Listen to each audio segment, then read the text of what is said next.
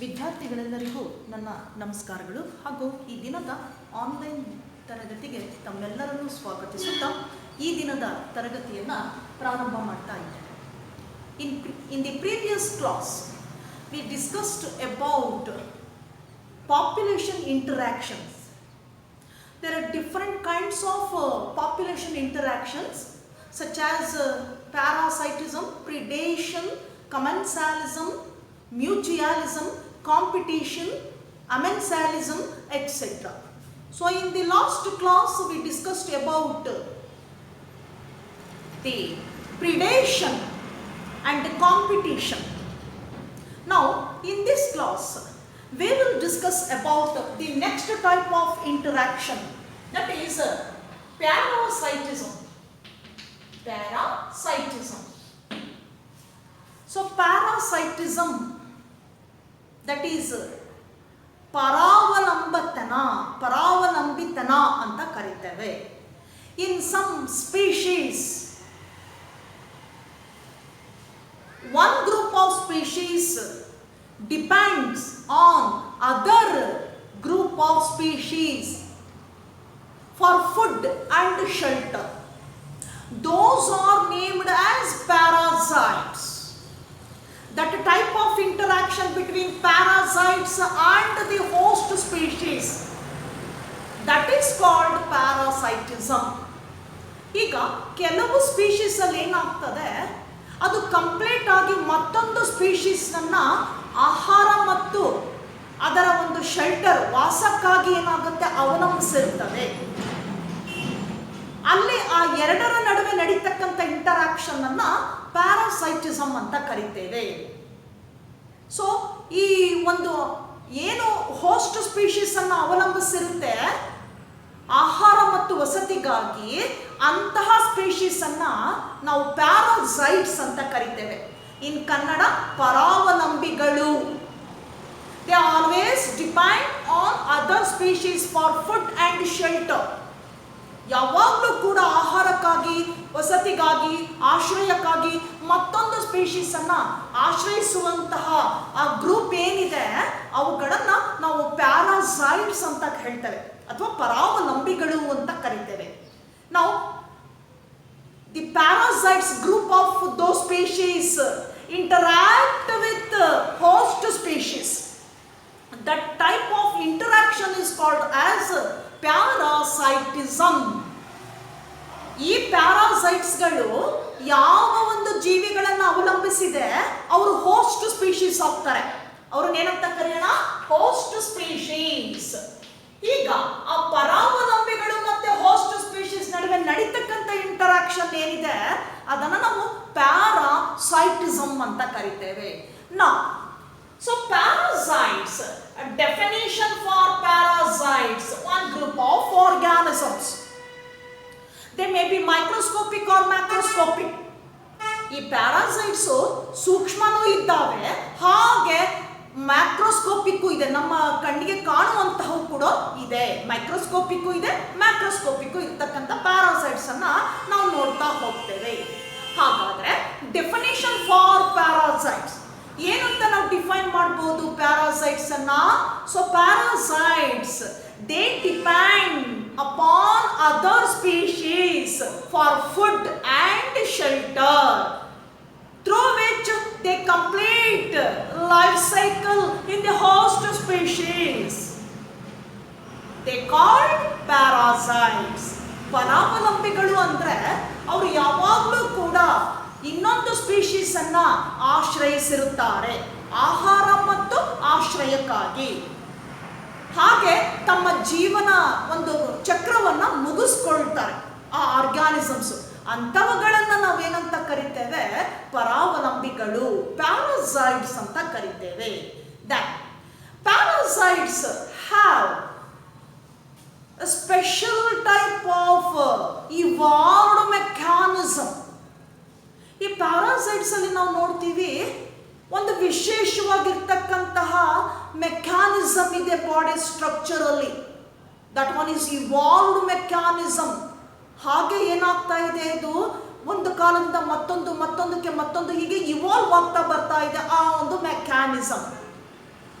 What is that special kind of mechanism, evolved mechanism, such as all parasites lost their digestive system.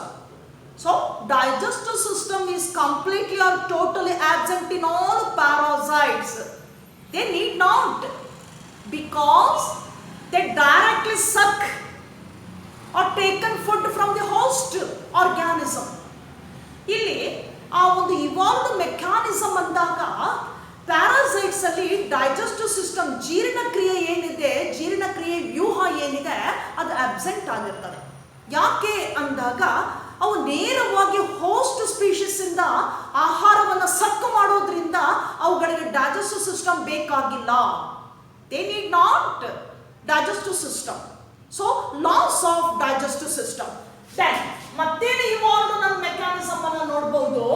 One is loss of digestive system.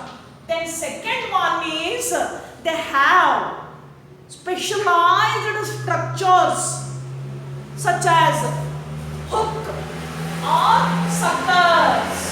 Hook or suckers. ನಾವು parasites ಅಲ್ಲಿ ನೋಡಬಹುದು, ಅವು ಜೀರ್ಣವಾದಂತಹ digested juice ಅನ್ನು ನೇರವಾಗಿ ಸಕ್ ಮಾಡೋದ್ರಿಂದ ಒಂದು specialised structures ಅನ್ನ ನಾವು ನೋಡ್ತೇವೆ. They called suckers or hooks ಅಂತ ಕರಿತೇವೆ. ಸೊ ಅವುಗಳನ್ನ ನಾವು ಸಕ್ಕರ್ಸ್ ಅಥವಾ ಹುಕ್ಸ್ ಅಂತ ಹೇಳ್ತೇವೆ.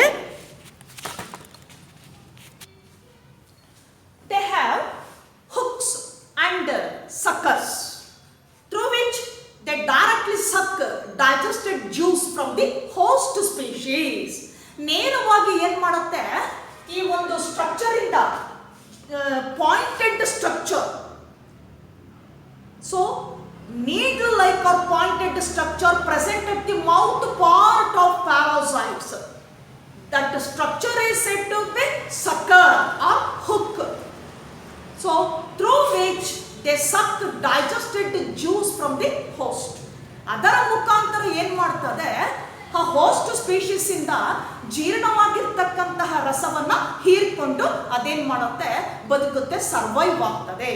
ಸೊ ಇದನ್ನ ನಾವು that is another special mechanism we have to see in the parasites. Then third one, ಮೂರನೇದಾಗಿ ನೋಡೋಣ, they loss sensory organs. Loss of sensory organs. Sensory organs ಏನು ಪ್ಯಾರಾಸೈಟ್ಸ್ ಇದೆ, ಆ ಪ್ಯಾರಾಸೈಟ್ಸ್ ಅಲ್ಲಿ ಸೆನ್ಸರಿ ಆರ್ಗನ್ಸ್ ಇರೋದಿಲ್ಲ, ಟೋಟಲಿ ಆಬ್ಸೆಂಟ್. ಆ sensory organs ಅಲ್ಲಿ ನಾವು ಹೇಳ್ಬಹುದು ಐ ಇರಬಹುದು, ಹಾಗೇನೆ ಏನು ನಾವು ಟಂಗ್ ಅಂತ ಹೇಳ್ತೇವೆ, ಸ್ಕಿನ್, ಇವೆಲ್ಲವೂ ಕೂಡ ಏನಿದೆ ಆ ಸೆನ್ಸರಿ ಆರ್ಗನ್ಸ್, ಆ ಸೆನ್ಸರಿ ಆರ್ಗನ್ಸ್ ಏನಾಗಿರ್ತದೆ, ಆಬ್ಸೆಂಟ್ ಆಗಿರ್ತದೆ. Then they have a rapid reproductive system. They reproduce rapidly, ಬಹಳ ವೇಗವಾಗಿ ಏನು ಮಾಡುತ್ತೆ, ಅದು ರಿಪ್ರೊಡ್ಯೂಸ್ ಮಾಡ್ತದೆ parasites. So these are the special mechanism, evolved mechanism we can see in parasites.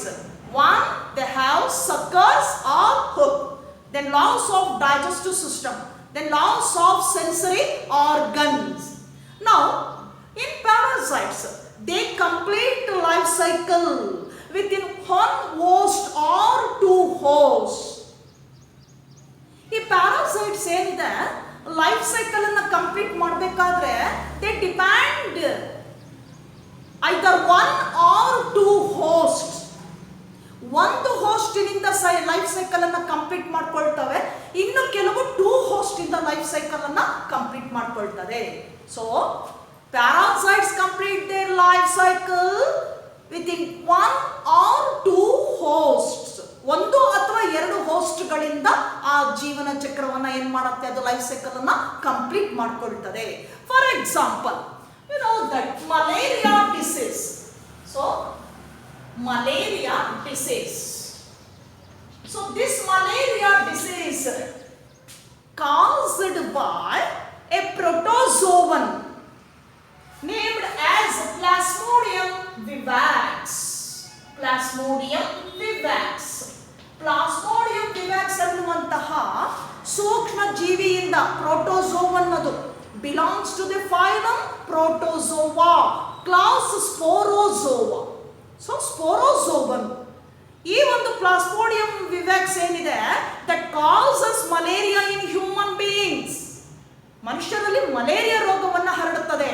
But that parasite need a vector to spread that malaria from one person to another person. ಆದರೆ ಈ ಒಂದು ಏನು parasite ಇದೆ, ಈ ಪ್ಯಾರಾಸೈಟ್ಗೆ ಮತ್ತೊಂದು vector ಬೇಕಾಗ್ತದೆ ಆ ರೋಗವನ್ನು ಹರಡುವುದಕ್ಕೆ, ಒಂದು ಪರ್ಸನ್ ಇಂದ ಮತ್ತೊಂದು ಪರ್ಸನ್ಗೆ ಹರಡೋದಕ್ಕೆ ಮತ್ತೊಬ್ಬ ವೆಕ್ಟರ್ ಬೇಕಾಗ್ತದೆ. So that vector nothing but female Anopheles mosquito. Female Anopheles mosquito. Anopheles mosquito. So this female Anopheles mosquito nothing but a vector that carry the sporozoites of Plasmodium vivax. Plasmodium vivax na ಆ ಒಂದು ಸ್ಪೋರ್ಸ್ಗಳನ್ನ, ರೋಗಾಣುಗಳನ್ನ ಏನ್ ಮಾಡ್ತದೆ, ಅದು ಕೊಂಡೊಯ್ಯುತ್ತೆ. ಯಾವುದು? Female Anopheles mosquito.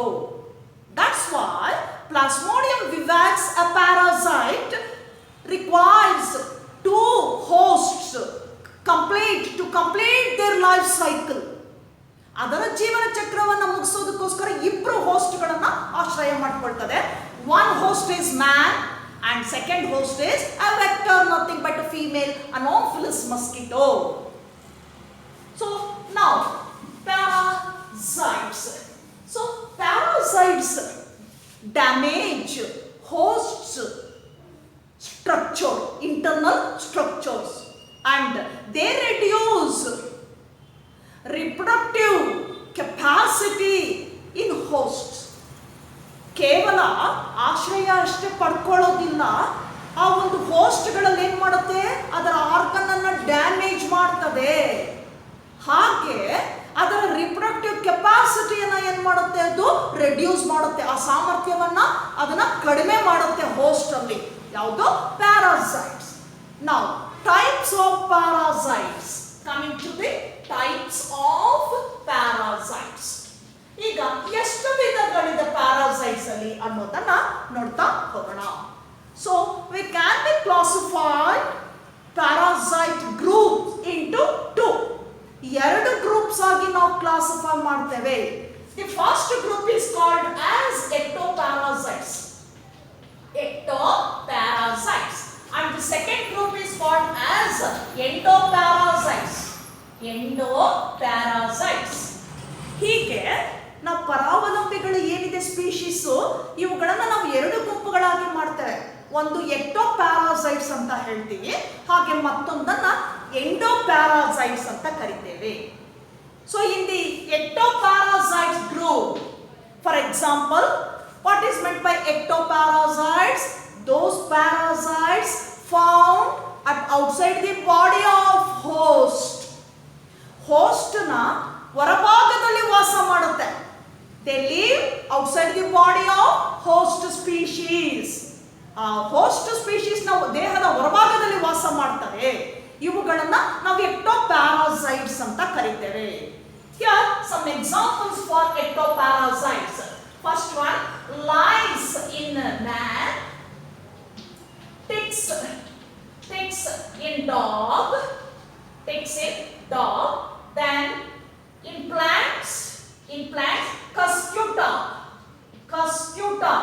So that plant, a parasitic plant that grows on edge of the plant body. Edge grows on the edge of the higher plants. ಕೆಲವು ಸಸ್ಯಗಳು ಏನಿದೆ ಅವುಗಳ ಮೇಲ್ಭಾಗದಲ್ಲಿ ಬೆಳೆಯುತ್ತಿದ್ದು. ಯಾವುದು? ಕಸ್ಕ್ಯೂಟ, ಕಳ್ಳಿ ಅಂತ ಹೇಳ್ತೀವಿ ನಾವು, ಕಳ್ಳಿ ಗಿಡ ಅಂತ ಹೇಳ್ತೇವೆ. ಹಪ್ಕೊಂಡು ಹೋಗುತ್ತೆ ಮೇಲ್ಭಾಗದಲ್ಲಿ, ಅದು ಕೂಡ parasite. Because that Cuscuta plant sucks the internal sap or juice from the host plant. Host plant ಅಲ್ಲಿ ಇರ್ತಕ್ಕಂಥ ಒಳಗಡೆ ಇರ್ತಕ್ಕಂಥ ಜ್ಯೂಸ್ ಅನ್ನ ನೇರವಾಗಿ ಸಕ್ ಮಾಡಿಕೊಂಡು ಬೆಳೆಯುತ್ತೆ ಕಸ್ಕ್ಯೂಟಾ plant.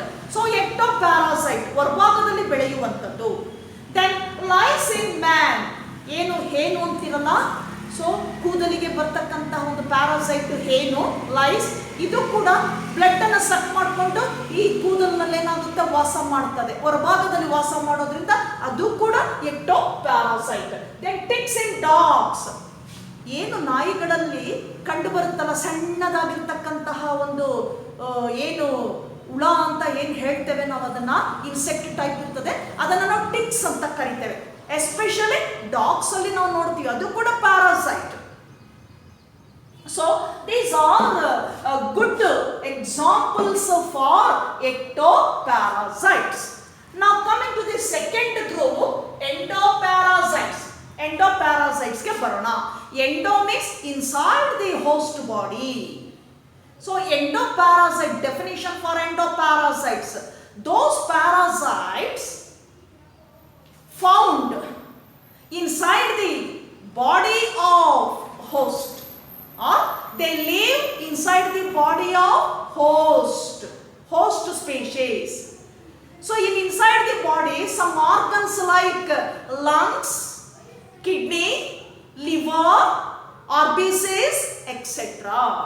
So endoparasites found some internal organs of the host body such as liver, kidney, okay, lungs, RBCs.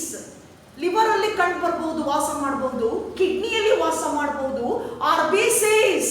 So plasmodium vivax attack RBCs.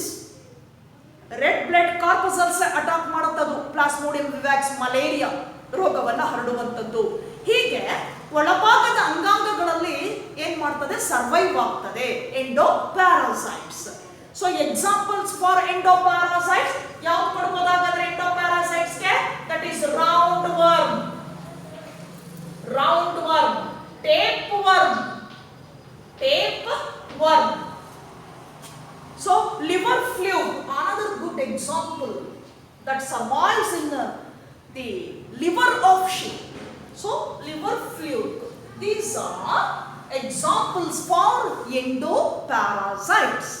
One is tapeworm, second one is roundworm, then liver fluke. All they found inside the body of host species, hence they named endoparasites. ಅವುಗಳನ್ನ ನಾವು ಎಂಡೋಪ್ಯಾರಾಸೈಟ್ಸ್ ಅಂತ ಕರಿತೇವೆ. Now we move on to special type of parasitism, that is called brood parasitism. Very important, brood parasitism. Special type of parasitism. ಇನ್ನೊಂದು ವಿಶೇಷವಾಗಿರ್ತಕ್ಕಂತಹ ಪರಾವಲಂಬಿತನವನ್ನ ನಾವು ನೋಡ್ತೇವೆ, ಅದನ್ನ ನಾವು brood parasitism ಅಂತ ಕರಿತೇವೆ. So in some species, especially cuckoo, koel, or some birds lay eggs in the nest of other species. ಕೆಲವು ಪಕ್ಷಿಗಳು ಏನಾಗ್ತದೆ, ಮೊಟ್ಟೆಗಳನ್ನ ಇನ್ನೊಂದು ಪಕ್ಷಿಯ ಗೂಡುಗಳಲ್ಲಿ ಇಟ್ಟುಬಿಟ್ಟು ಸಂತಾನವನ್ನ ಮಾಡುತ್ತೆ. ಇದು ನಾವು ಬ್ರೂಡ್ ಪ್ಯಾರಾಸೈಟಿಸಮ್ ಅಂತ ಕರಿತೀವಿ.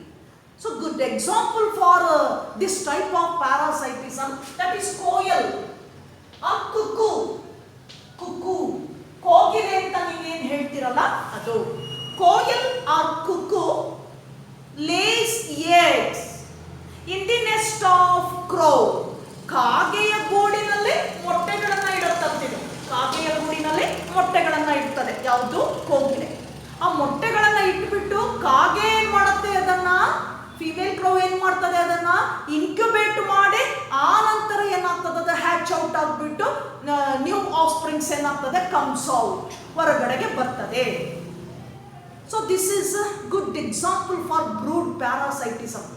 ಹಾಗಾದ್ರೆ ಆ ಏನು ಹೋಸ್ಟ್ ಸ್ಪೀಶೀಸ್ ಇದೆ, ಆ ಹೋಸ್ಟ್ ಸ್ಪೀಶೀಸ್ ಏನಾಗ್ತದೆ, ಇನ್ case of cook that lays eggs in the nest of crow. So crow feeds those eggs as its own eggs. ಅದೇನಂತ ಫೀಲ್ ಮಾಡ್ಕೊಳ್ಳುತ್ತೆ, ಇದು ನನ್ನದೇ ಎಗ್ಗು, ನನ್ನದೇ ಮೊಟ್ಟೆಗಳು ಅಂತ ಫೀಲ್ ಮಾಡ್ಕೊಳ್ತದೆ. Because cuckoo eggs resemble similar as crow eggs. ಏನು ಕಾಗೆ ಮೊಟ್ಟೆ ಇಡುತ್ತಲ್ಲ ಅದರ ಮೊಟ್ಟೆಯಂತೆ ಇರುತ್ತೆ ಇದು ಕೂಡ. ಸಿಮಿಲರ್, ಐಡೆಂಟಿಕಲ್ ಆಗಿರ್ತದೆ in their shape, colour, size etcetera. ಅದರ ಆಕಾರ, ಬಣ್ಣ, ಗಾತ್ರದಲ್ಲಿ ಕಾಗೆ ಮೊಟ್ಟೆ ಹೇಗಿರ್ತದೋ ಅದೇ ರೀತಿ ಇರೋದ್ರಿಂದ that feels its own eggs, ನನ್ನದೇ ಮೊಟ್ಟೆಗಳು ಅಂತ ಫೀಲ್ ಮಾಡಿ then the female crow incubate all those eggs. Incubate ಮಾಡುತ್ತದು, ಕಾವು ಕೊಡುತ್ತಂತೆ. ನಂತರ ಏನಾಗ್ತದೆ, ಮರಿಗಳು ಹೊರಗೆ ಬರ್ತದೆ. ಇದು special type of parasitism, that is called brood parasitism. ಇದನ್ನ ನಾವು ಬ್ರೂಡ್ ಪ್ಯಾರಾಸೈಟಿಸಮ್ ಅಂತ ಹೇಳ್ತೇವೆ. ಎಕ್ಸಾಂಪಲ್ ಯಾವ್ದು ಕೊಡ್ತೀರಾ? ಕುಕು, ಕೋಯಲ್. ಇದೆಲ್ಲಿ ಮೊಟ್ಟೆ ಇಡುತ್ತೆ? ಕ್ರೌ ನೆಸ್ಟ್ ಅಲ್ಲಿ ಮೊಟ್ಟೆಯನ್ನ ಇಡುವಂಥದ್ದು. So this is brief summary about the type of interaction that is parasitism. So in this interaction, one species, ಈ ಒಂದು ಪ್ಯಾರಾಸೈಟಿಸಮ್ ಅಲ್ಲಿ ಏನಾಗ್ತದೆ, one species gets benefits. ಒಂದಕ್ಕೆ ಏನು ಸಿಗುತ್ತೆ? ಇಲ್ಲಿ ಲಾಭ ಸಿಗ್ತದೆ. So another gets detrimental, that is ನಷ್ಟ. ಇನ್ನೊಂದು ಸ್ಪೀಶೀಸ್ ಏನಾಗ್ತದೆ? ಇಲ್ಲಿ ನಷ್ಟ ಆಗ್ತದೆ. So plus and minus sign. Now we move on to the next interaction, commensalism.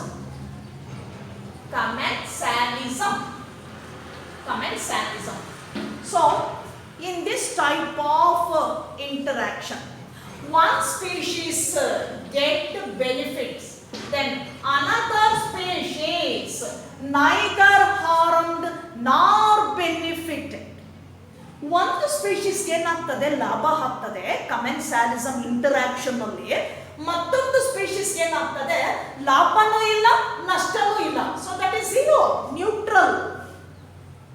Now let me study what are the examples to explain such type of interaction, that is commensalism.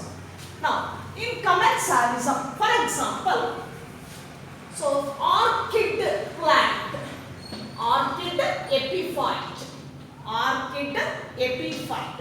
that grows on the hedge of the mango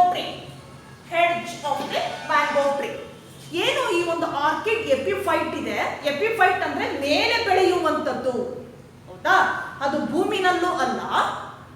ಅದೇನ್ ಮಾಡುತ್ತೆ? ಇನ್ನೊಂದು ಸಸ್ಯದ ಏನಾಗುತ್ತೆ? ಮೇಲ್ಭಾಗದಲ್ಲೇ ಬೆಳೆಯುವಂಥದ್ದನ್ನ ನಾವು ಎಪಿಫೈಟ್ಸ್ ಅಂತ ಕರಿತೇವೆ. So ಈ epiphyte orchid ಏನಿದೆ, ಇದು ಮ್ಯಾಂಗೋ ಟ್ರೀ ಮೇಲೆ ಏನಾಗುತ್ತೆ? ಸುತ್ತಕೊಂಡು ಬೆಳೀತಾ ಹೋಗ್ತದೆ. Then that receives digested food in the form of juice in the cells. ಏನು ಪ್ಲಾಂಟ್ ನ ಜೀವಕೋಶದ ಒಳಗಿರ್ತಕ್ಕಂತಹ ಆ ಜ್ಯೂಸ್ ಏನಿದೆ ಅದನ್ನೇನ್ ಮಾಡುತ್ತೆ? ಡೈರೆಕ್ಟ್ ಆಗಿ ಸಕ್ ಮಾಡ್ಕೊಳ್ತದೆ. ಸಕ್ ಮಾಡ್ಕೊಂಡು ಬೆಳೀತಾ ಹೋಗುತ್ತೆ. ಯಾವುದದು? Orchid epiphyte. ಒಂದು ಆಶ್ರಯ ಸಿಗುತ್ತೆ ಆ ಒಂದು ಪ್ಲಾಂಟಿಗೆ. ಎಪಿಫೈಟ್ ಅಂತಂದ್ರೆ ಅದು ಮೇಲ್ಭಾಗದಲ್ಲಿ ಬೆಳೆಯುವಂಥದ್ದು, ಭೂಮಿಯಲ್ಲ ಮೇಲ್ಭಾಗದಲ್ಲಿ ಬೆಳೀತಕ್ಕಂಥ ಒಂದು ಸಸ್ಯ. ಎಪಿ ಮೀನ್ಸ್ ಎಬೋ, ಫೈಟ್ ಹಬ್ಬತಕ್ಕಂಥದ್ದು. ಸೊ ಎಪಿಫೈಟ್ ಅಂತ ಕರಿತೀವಿ. ಮ್ಯಾಂಗೋ ಟ್ರೀ ಮೇಲೆ ಏನಾಗುತ್ತೆ? ಬೆಳೆದು ಆಶ್ರಯವನ್ನ ಪಡ್ಕೊಳ್ತದೆ. ಇದರಿಂದ ಮ್ಯಾಂಗೋ ಟ್ರೀಗೆ ಏನು ಲಾಭನೂ ಇಲ್ಲ, ನಷ್ಟನೂ ಇಲ್ಲ. That mango tree neither harmed ನಾರ್ ಬೆನಿಫಿಟೆಡ್. ಲಾಭನೂ ಇಲ್ಲ, ನಷ್ಟನೂ ಇಲ್ಲ. So next example, that is barnacles. So they lie on the back of whale. Barnacles, you know, barnacles means small group of crustaceans. ಒಂದು ಸಣ್ಣ ಗುಂಪದು, ಕ್ರಸ್ಟೇಷಿಯನ್ ಗುಂಪದು. ನಾವು ಕಾಂಪಿಟೇಷನ್ ಅಲ್ಲಿ ನೋಡಿದ್ವಿ, the dominant barnacle, that is Balanus. So that is dominant over small barnacle Cathamalus. In the competition type of interaction we studied. Okay, so barnacle, small group of crustaceans, they live on the back of whale. ಏನು ತಿಮಿಂಗಿಲ ಇದೆ ಅದರ ಮೇಲ್ಭಾಗದಲ್ಲಿ ಬೆನ್ನಿನ ಮೇಲ್ಭಾಗದಲ್ಲಿ ಕೂತ್ಕೊಂಡು ಏನ್ ಮಾಡುತ್ತೆ, ಅದು ಸವಾರಿ ಮಾಡಿಕೊಂಡು ಜೀವನ ಸಾಗಿಸುತ್ತಂತೆ, ಅಲ್ಲಿ ಬದುಕುತ್ತಂತೆ ಅದು. ಆ ಸಣ್ಣ group of crustaceans, barnacles. So another type of interaction, those barnacles, ಇದಕ್ಕೇನು ಸಿಕ್ಕಿದೆ, ಒಂದು ಆಶ್ರಯ ಸಿಕ್ಕಿದೆ. ಸೊ ಅದರಿಂದ ವೇಲ್ಗೆ ಏನಾಗುತ್ತೆ, ಲಾಭನೂ ಇಲ್ಲ ನಷ್ಟನೂ ಇಲ್ಲ. Then third example, cattle egret. Cattle egret.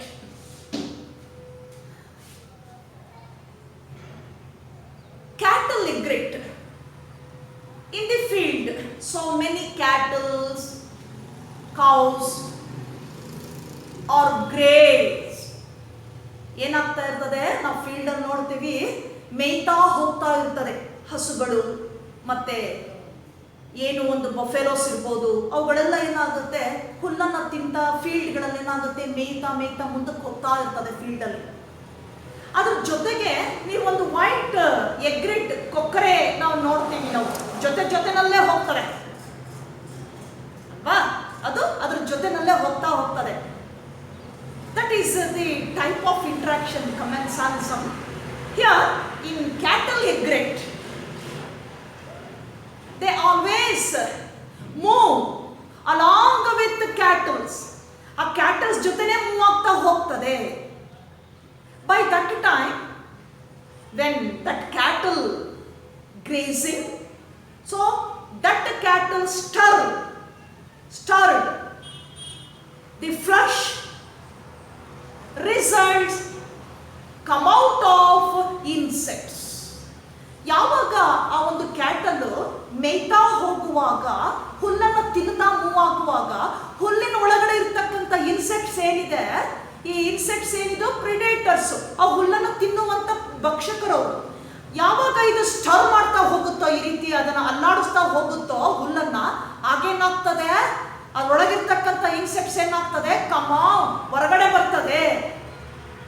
Due to ಆ ಸ್ಟರಿಂಗ್, ಈ ರೀತಿ ಅಲುಗಾಡಿಸೋದ್ರಿಂದ. By that time, cattle egret picked those insects. ಹೊರಗಡೆ ಬಂದಂತ ಇನ್ಸೆಕ್ಟ್ಸ್ ನ ಏನ್ ಮಾಡ್ತದೆ, ಪಿಕ್ ಮಾಡ್ಕೊಳ್ತದೆ cattle egret. So this is another good example for commensalism. Here the cattle, so neither harmed nor benefited, ಅದಕ್ಕೆ ಲಾಭನೂ ಇಲ್ಲ ನಷ್ಟನೂ ಇಲ್ಲ. So another good example. Then fourth example, that is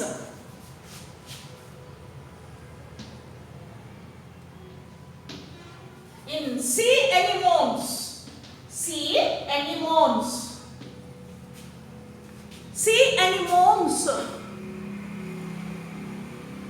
lie on the stinging tentacles of clownfish. ನೋಡಿ, sea anemones ನೀವು ಕೇಳಿದ್ದೀರಾ, belongs to the phylum Coelenterata. Coelenterataದಲ್ಲಿ ಬರ್ತಕ್ಕಂತಹ sea anemones ಅಂತ ಹೇಳ್ತೇವೆ. corals. ಸೊ ಈ sea anemones ಏನಿದೆ, ಕ್ಲೋನ್ ಫಿಶ್ ನ ಟೆಂಟಕಲ್ಸ್ ಮೇಲೆ ಏನ್ ಮಾಡುತ್ತೆ, ಸವಾರಿ ಮಾಡ್ತಾ ವಾಸ ಮಾಡುತ್ತಂತೆ. So they found in the stinging tentacles of clownfish. ಆ ಫಿಶ್ ನ ಟೆಂಟಕಲ್ಸ್ ಮೇಲೆ ಏನ್ ಮಾಡ್ತದಂತದ್ದು, ಆರಾಮಾಗಿ ಕೂತ್ಕೊಂಡು ತನ್ನ ಲೈಫ್ ಅನ್ನ ಲೀಡ್ ಮಾಡ್ತಾ ಹೋಗ್ತದೆ.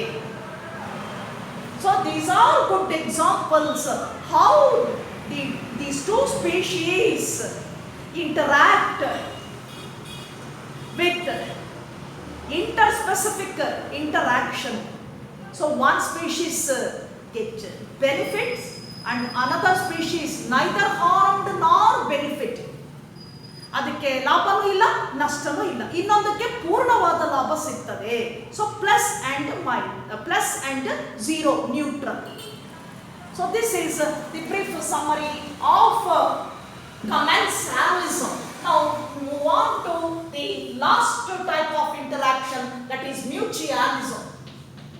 Mutualism. So mutualism, another type of interaction between two species. These two species mutually interacted. For example, one species gets benefited, another species also gets benefited. ಎರಡು ಸ್ಪೀಶೀಸ್ಗೂ ಇಂಟ್ರಾಕ್ಷನ್ ಅಲ್ಲಿ ಏನಾಗ್ತದೆ, ಲಾಭ ಬರುತ್ತೆ, ಲಾಭ ಇರುತ್ತೆ, ಯಾವುದಕ್ಕೂ ಡ್ಯಾಮೇಜ್ ಆಗೋದಿಲ್ಲ. So A species gets benefited, that is plus, and also be species also get benefited, that is also signed as plus. Plus ಅಂತ ಹೇಳ್ತೀವಿ, ಎರಡಕ್ಕೂ ಬೆನಿಫಿಟ್ಸ್ ಇದೆ. ನಾವು let me start the examples, suitable examples. So examples ಅನ್ನು ನೋಡ್ತಾ ಹೋಗೋಣ. First one, lichens for mutualism. Good example for mutualism. Lichens, you know that the component of both fungi and algae, that is lichens. So lichens has both algal and fungal component. The algal component is called as phycobiont. Fungal component is called as mycobiont. Association of both. ಈ ಎರಡರ ಒಂದು ಸಮ್ಮಿಶ್ರಣವನ್ನು ನಾವೇನಂತ ಕರಿತೇವೆ, lichens ಅಂತ ಕರಿತೇವೆ. Lichens nothing but association of both algae and fungi. Here the fungal part provides nutrients, essential nutrients to the plant, and the algal part provides carbohydrates. ನೋಡಿ, fungal part ಏನಿದೆ nutrients ಅನ್ನ ಪ್ರೊವೈಡ್ ಮಾಡ್ತದಂತೆ, ಹಾಗೆ algal part ಏನ್ provide ಮಾಡುತ್ತೆ, ಕೊಡುತ್ತೆ, carbohydrates ಅನ್ನ ಕೊಡುತ್ತೆ. So one example, that is lichens.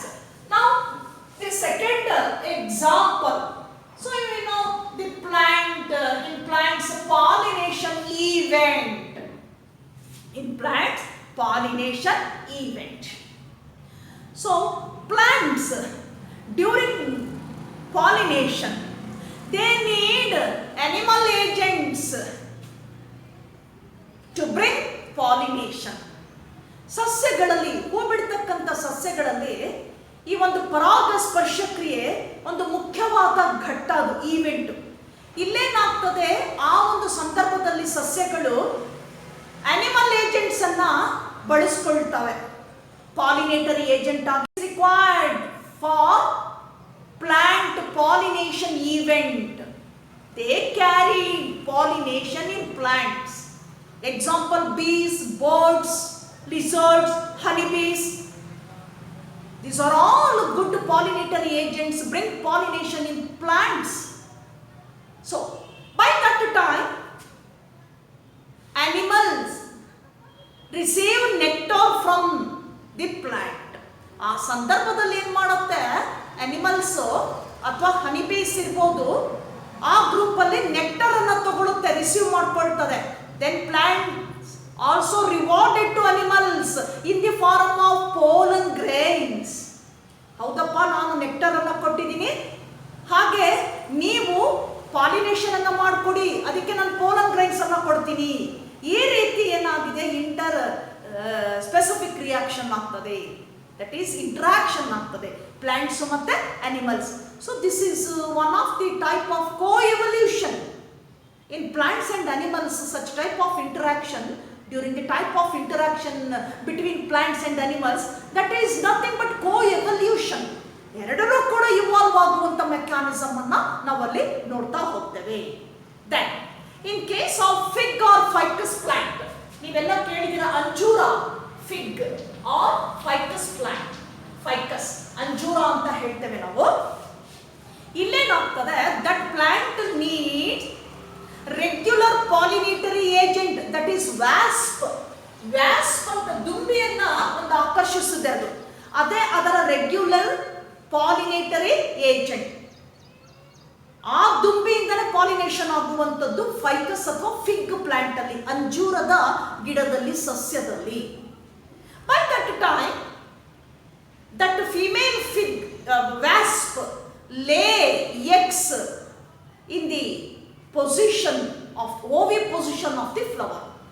ಆಗೇನ್ ಮಾಡುತ್ತದು ಪಾಲಿನೇಷನ್ ಮಾಡ್ಕೊಡುವಾಗ ಆ ದುಂಬಿ ಏನ್ ಮಾಡ್ತದೆ, ಆ ಫಿಮೇಲ್ ಫ್ಲವರ್ ಏನು ಆ ಫ್ಲವರ್ ಅಲ್ಲಿರ್ತಕ್ಕಂಥ ಓವಿಪೊಸಿಷನ್ ಏನ್ ಮಾಡುತ್ತದು, ಮೊಟ್ಟೆಗಳನ್ನ ಇಡುತ್ತೆ. ಸೊ ಹಾಗೆ ನೆಕ್ಟರ್ ಅನ್ನ ಏನ್ ಮಾಡುತ್ತದು, ರಿಸೀವ್ ಮಾಡ್ಕೊಳ್ಳುತ್ತೆ, ಪೋಲನ್ ಗ್ರೈನ್ಸ್ ಅನ್ನ ರಿಸೀವ್ ಮಾಡ್ಕೊಳ್ತದೆ. Those eggs nourished by seeds, that is the developing seeds. ಆ ಒಳಗಡೆ ಬೆಳೆಯುವಂತಹ ಸೀಡ್ಸ್ ಏನಿದೆ, developing seeds, they provide nourishment to those eggs. ಆ ಇಟ್ಟಂತಹ ಮೊಟ್ಟೆಗಳಿಗೆ ಕಾಪಾಡುತ್ತದೆ, ಪೋಷಣೆ ಮಾಡುತ್ತಂತೆ ಆ ಬೆಳೀತಾ ಇರ್ತಕ್ಕಂತಹ ಆ ಒಂದು ಸೀಡ್ಸ್. ಅದರಲ್ಲಿರ್ತಕ್ಕಂಥ ರಿಸರ್ವ್ ಫುಡ್ ಅನ್ನ ಅದಕ್ಕೆ ಪ್ರೊವೈಡ್ ಮಾಡ್ತದೆ. ಹಾಗಾಗಿ ಆ ಮೊಟ್ಟೆಗಳೇನಾಗ್ತದೆ, ಇನ್ಕ್ಯುಬೇಟ್ ಆಗಿ ಅಲ್ಲೇ ಹ್ಯಾಚ್ ಔಟ್ ಆಗ್ತದೆ, ಆ ಫ್ಲವರ್ ಅಲ್ಲೇ ಹ್ಯಾಚ್ ಔಟ್ ಆಗ್ತದೆ.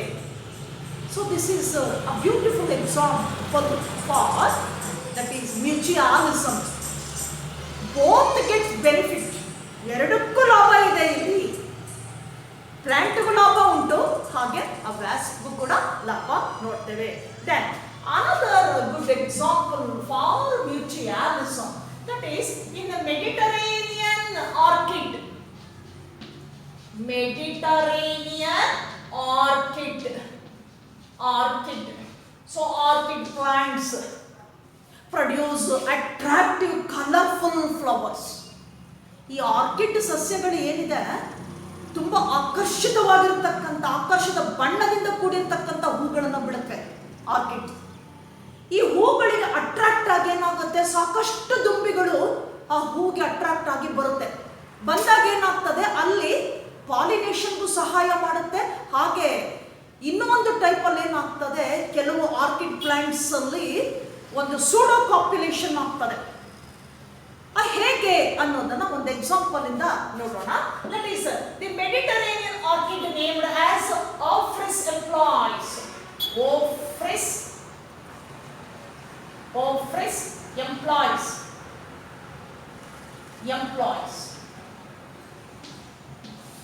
An orchid plant in the Mediterranean region. So that orchid attract bumblebees for pollination. ಈ ಆರ್ಕಿಡ್ ಪ್ಲಾಂಟ್ ಏನಿದೆ, ಇದು ಒಂದು ಸ್ಪೀಶೀಸ್, ಬೀಸ್ ಅಲ್ಲಿ ಒಂದು ಸ್ಪೀಶೀಸ್ ಅನ್ನು ಅಟ್ರಾಕ್ಟ್ ಮಾಡ್ಕೊಳ್ತದೆ. ರೆಗ್ಯುಲರ್ ಪಾಲಿನೇಟರಿ ಏಜೆಂಟ್ ಅದು ಯಾವುದು, ಬಂಬಲ್ ಬೀಸ್ ಅಂತ ಕರಿತೇವೆ. ಬಂಬಲ್ ಬೀಸ್.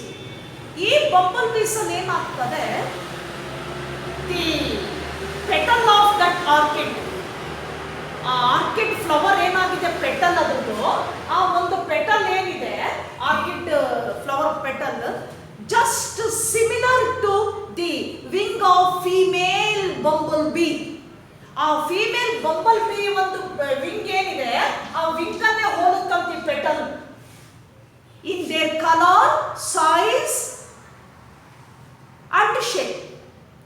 ಸೇಮ್ ಅದರ ಆಕಾರ, ಬಣ್ಣ, ಗಾತ್ರದಲ್ಲಿ ಆ ಆರ್ಕಿಡ್ ನ ಪೆಟಲ್ ಏನಿದೆ, ದಳ ಏನಿದೆ, ಫೀಮೇಲ್ ಬಂಬಲ್ ಬೀಸ್ ನ ವಿಂಗ್ ಏನಿದೆ ಅದನ್ನೇ ಹೋಲುತ್ತಂತೆ.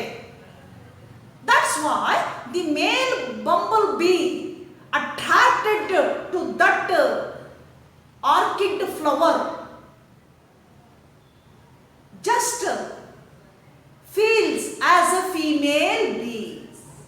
ಏನಂತ ತಗೊಳುತ್ತದು, ಇದು ಫೀಮೇಲ್ ಬಿ, ಬಂಬಲ್ ಬಿ ಅಂತ ಏನ್ ಮಾಡುತ್ತೆ ಅಂದ್ಕೊಂಡು ಆ ಏನು ಪೆಟಲ್ ಕಲರ್ ಆಕಾರ ಒಂದೇ ಇರೋದ್ರಿಂದ ಅಟ್ರಾಕ್ಟ್ ಆಗಿ ಫೀಮೇಲ್ ಬಂಬಲ್ ಬಿ ಅಂತ ಅಟ್ರಾಕ್ಟ್ ಆಗಿ ಏನ್ ಮಾಡುತ್ತದೆ, ಅಲ್ಲಿ ಕೂತ್ಕೊಳ್ತದೆ. ಅದು now the pseudo copulates takes place. ಅವಾಗ ಏನಾಗ್ತದೆ, ಕಾಪ್ಯುಲೇಷನ್ ಆಗ್ತದೆ. ಸೂಡೋ ಕಾಪ್ಯುಲೇಷನ್ ಅಂತ ಕರಿತೀವಿ. Pseudo copulates in that flower. Then by that time bumblebees, male bumblebee received pollens from that orchid flower. ಆಗೇನಾಗ್ತದೆ, ಕಾಪ್ಯುಲೇಷನ್ ಆಗುವಾಗ ಆರ್ಕಿಡ್ ಫ್ಲವರ್ ಇರ್ತಕ್ಕಂಥ ಪೋಲನ್ ಗ್ರೈನ್ಸ್ ಏನಾಗುತ್ತೆ, dusted to the bumble bee. ಆ bumble ಬೀಗೆಲ್ಲ dust ಆಗ್ತದೆ. Then the same male bee flower, orchid flower bring pollination. ಇನ್ನೊಂದು ಫ್ಲವರ್ಗೆ attract ಆದಾಗ ಏನು ಕೊಡುತ್ತದೋ, ಇಲ್ಲಿಂದ ಪೋಲನ್ ಗ್ರೈನ್ಸ್ ಅನ್ನು ತೆಗೆದುಕೊಂಡು ಹೋಗಿ ಅಲ್ಲಿ ಸ್ಟಿಗ್ಮಾದ ಮೇಲೆ ಕೊಟ್ಟಾಗ ಪಾಲಿನೇಷನ್ ಅನ್ನ ಏನು ಮಾಡುತ್ತೆ, ಅದು ಕ್ಯಾರಿ ಮಾಡುತ್ತೆ. Bring pollination. So this is another good example. That pseudo copulation, that is called sexual deceit. Sexual deceit. Sexual deceit. In Mediterranean orchid plant named as Ophrys employs, so that attracted a regular pollinatory bees, that is bumblebees. So that event is called sexual deceit. So this is another type of interaction, mutualism. Both species get benefits. Then we move on to the last type of interaction. That one is amensalism. Amensalism. Here, in this type of interaction, one species get benefits and another one is detrimental, that is minus, loss. ಒಂದು ಸ್ಪೀಶೀಸ್ಗೆ benefit ಆಗ್ತದೆ, ಮತ್ತೊಂದಕ್ಕೆ loss ಆಗ್ತದೆ. So example for this type of interaction, that is Penicillium. Penicillium on bread mould. Bread mould ಏನು, bread piece ಮೇಲೆ ಬರ್ತಕ್ಕಂಥ mould ಏನಿದೆ, ಆ Penicillium bread ಮೇಲೆ ಬರುವಂಥದ್ದ ಒಂದು ಫಂಗಾಯ್. ಈ ಪೆನ್ಸಿಲಿಯಂ ಏನು ಮಾಡ್ತದೆ, ದಟ್ ಕಿಲ್ಸ್ ಬ್ಯಾಕ್ಟೀರಿಯಾ. ಇದು ಬ್ಯಾಕ್ಟೀರಿಯಾವನ್ನ ಏನು ಮಾಡುತ್ತೆ, ಅದು ಕೊಲ್ಲುತ್ತೆ. ಸೊ ಹಾಗಾಗಿ ಬ್ಯಾಕ್ಟೀರಿಯಾ ಇಲ್ಲಿ ಏನಾಗುತ್ತೆ, ಡಿಟ್ರೈಮೆಂಟಲ್ ಅಂತ ಕರಿತೀವಿ. ಆ ಪೆನ್ಸಿಲಿಯಂ ಏನಾಗುತ್ತೆ, ಲಾಭ ಬರೋದ್ರಿಂದ ಅದನ್ನು ನಾವು ಬೆನಿಫಿಟೆಡ್ ಅಂತ ಹೇಳ್ತೇವೆ.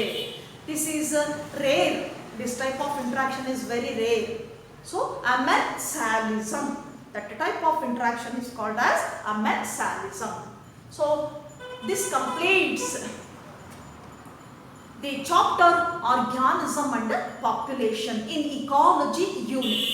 Ecology unit ಅಲ್ಲಿ ಬರ್ತಕ್ಕಂಥ organism and population ಏನಿದೆ, ಆ ಚಾಪ್ಟರ್ ಕಂಪ್ಲೀಟ್ ಆಗ್ತದೆ. Then I will take up the new chapter in ecology unit, that is ecosystem. ಮುಂದಿನ ಒಂದು ಚಾಪ್ಟರ್ ಯಾವುದು, ecosystem. I will take up in next class. Till then, goodbye.